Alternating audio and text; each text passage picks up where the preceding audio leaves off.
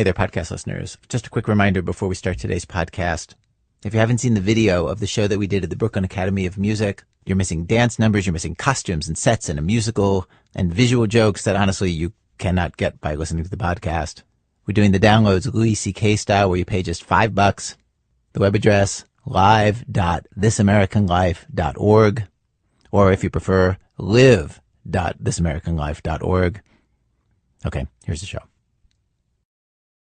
From WBEZ Chicago, it's This American Life. I'm Ira Glass. And there's this theater company here in Chicago, where our program comes from, that for years has been putting on a new show every week where they perform 30 plays in 60 minutes. They're called the Neo-Futurists. And a few months ago, a bunch of us were sitting around talking about them. One of us had just seen one of these shows. And we thought, that'd be fun. 30 stories in 60 minutes. Let's try that. Instead of our usual, each week we choose a theme, bring you 3 or 4 stories, blah, blah, blah, public radio, very reflective. What kinds of stories would we end up with if we did 30 in 1 hour? Or even 20? What would it sound like? We honestly had no idea. And so, that's what we're going to do today. Today we're going to find out. And I have to say, time is wasting if we're going to fit everything in. How many will it be? How many will we squeeze in? There's but one way to find out. And that is to stick around. And let's begin with this one. Act 1. Don't I Know You? Throughout this hour, we're going to be bringing you 2-minute documentaries, fantastically short works of fiction, and all kinds of little stories that we ordinarily can't use on the radio show because they are just too short, even though they're really fun stories to listen to and perfect stories for the radio. Our first story is one like that. It's one of those stories, you know how people you know have their greatest hits stories of things that happened to them? We went on a massive search for stories like that from all over the country, and this is one of the stories like that we found. It happened to this actor named Tate Donovan. He told it to our producer, Starley Kine. He was out one night going to a Broadway play with a friend, being treated in this way he never gets treated. We're sitting around waiting for it to start, and I'm not I'm not a sort of recognizable actor. I'm an actor who works, but I never get recognized. So all of a sudden, the 10 minutes we're sitting there for it to start, 3 or 4 people come up to me and recognize me. I mean, they know exactly who I am, and they are quoting lines from a television show I was on, and like, hey, you were Joshua on Friends, and I've always admired stars who are really gracious, right. So you always think, that's what I want to be like. I want to be really friendly when I'm famous. So I wanted to be friendly and sweet and go out to the people. They don't have to come to me all the time. So for like a little window of time, though, you were exactly the kind of celebrity that you wanted to always be. You were gracious and reserved. Yeah, and warm, you know what I mean? I wasn't like one of these distant celebrities. I was like, hey, I was genuine. Like, they all left thinking, that guy's a really great guy, he's like so sweet. I was exactly how I wanted to be. I was doing it. I was doing great. And then the kid with the camera came along.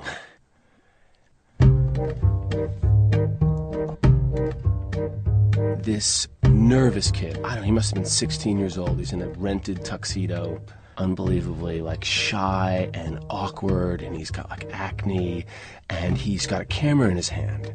And underneath the marquee is his date, who is literally like a prom dress, and she's got a corsage, and she's really, nervous and sort of clutching her hands. And he sort of comes up to me and he sort of mumbles, something like, something about a picture.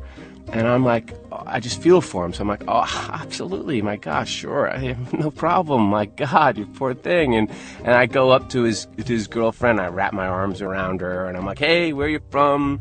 Fantastic. Going to see the play. That's great. And the guy is sort of not taking the photograph very quickly. He's just sort of staring at me. And he's got his camera in his hands. And it's down by his chin, And she's very stiff and awkward, and I don't know what to do, so I just lean across and I kiss her on the cheek. And I'm like, all right, come on, take the picture, hurry up. And finally he sort of snaps it. And I'm like, okay, it was really wonderful to meet you. And he just stammered over to me and was like, could you take a picture of us? Oh. And the whole time, he just wanted me to take a picture of him and his girlfriend underneath the awning of the play. He didn't want a picture of me. He had no idea who I was. Oh, God.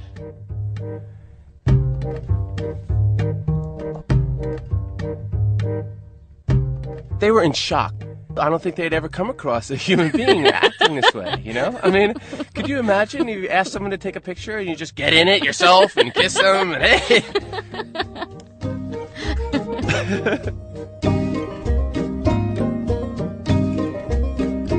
Kate Donovan with Starley Kine. Act 2, No, of course I know you. One of the things that's been really interesting about putting this show together this week is going to some of our regular contributors and commissioning stories that are just 2 or 3 minutes long from people who normally write stories that are 10 times that length. This story is an example of that, from Scott Carrier in Salt Lake City. Who was that woman? That woman I just saw while walking out of the restaurant. She was sitting at a table by the door, glasses, a hat, like Lois Lane.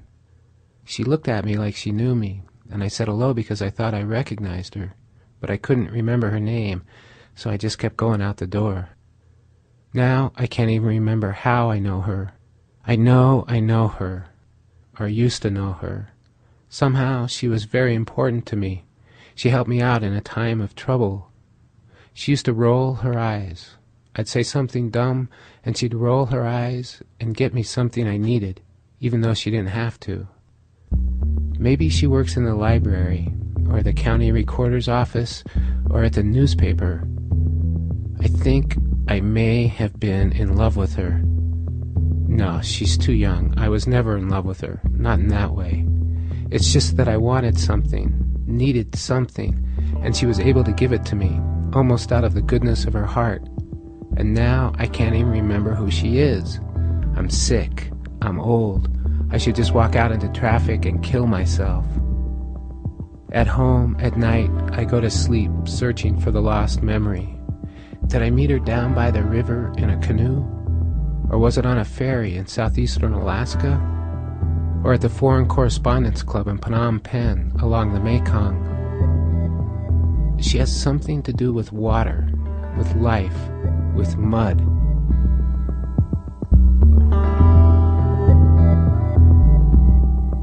I sleep poorly, turning and maybe even groaning in anguish.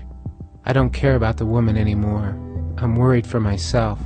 I feel as if there's a black hole in my brain, and slowly but surely it's swallowing all the memories of my life. I get up at 5:30 and drive to work in the dark. I feel terrible. I look like a piece of gum in the gutter.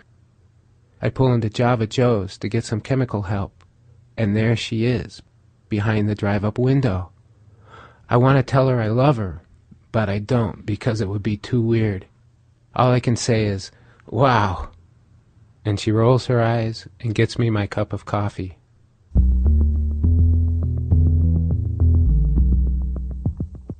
Scott Carrier. He's the author of the book Prisoner of Zion.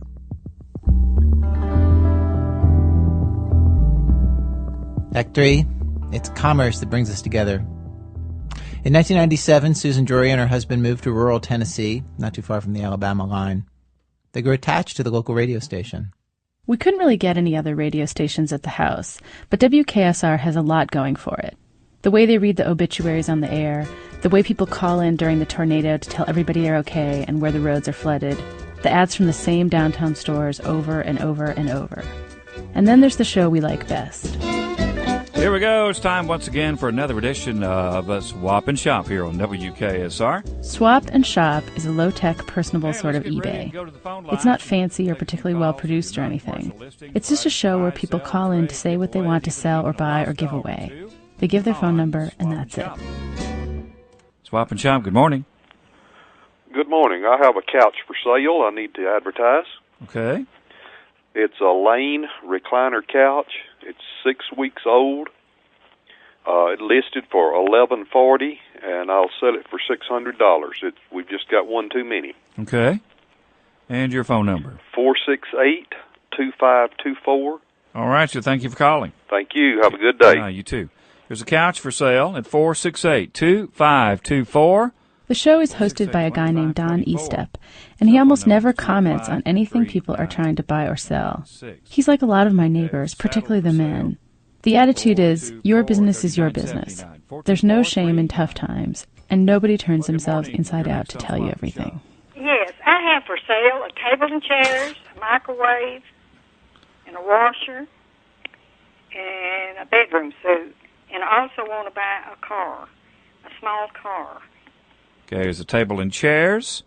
Mostly, you're just left to wonder about the story behind these things. You don't get too many answers. Swap and Shop, good morning. Yes, sir. I'd like to buy a used trampoline. Doesn't matter what shape it's in or if it even has a tarp on it or not. And my telephone number is 629. Swap and Shop is not unique to this station. Local stations across the country have these radio classifieds type shows. WKSR's version has a regular segment called The Doggone Show. Folks have found a black, white, and brown young female beagle with a white tip on its tail, and more than likely a family pet. If you'll call 565-4505 is that number. Also, 4 cows have been found, and if you think they might belong to you... That first winter in our house, we had no heat, which we thought was adventurous, but was in fact just cold. And when we heard a lady call in with an ugly but functional wood stove for sale for $75, we called her. We got it, and we were toasty. Hey, Don, that little black and brown and white beagle with the tip on her tail that we found. From WBEZ Chicago, it's This American Life. I'm Ira Glass. And there's this theater company here in Chicago, where our program comes from, that for years has been putting on a new show every week where they perform 30 plays in 60 minutes. They're called The Near Future. We're doing the downloads Louis C.K. style where you pay just $5. The web address, live.thisamericanlife.org, or if you prefer, live.thisamericanlife.org. Okay, here's the show. And a few months ago, a bunch of us were sitting around talking about them. One of us had just seen one of these shows, and we thought, that'd be fun. 30 stories in 60 minutes. Let's try that. Instead of our usual, each week we choose a theme, bring you 3 or 4 stories, blah, blah, blah, public radio, very reflective. What kinds of stories would we end up with if we did 30 in 1 hour? Or even 20? What would it sound like? We honestly had no idea. Hey there, podcast listeners. Just a quick reminder before we start today's podcast. If you haven't seen the video of the show that we did at the Brooklyn Academy of Music, you're missing dance numbers, you're missing costumes and sets and a musical and visual jokes that honestly you cannot get by listening to the podcast.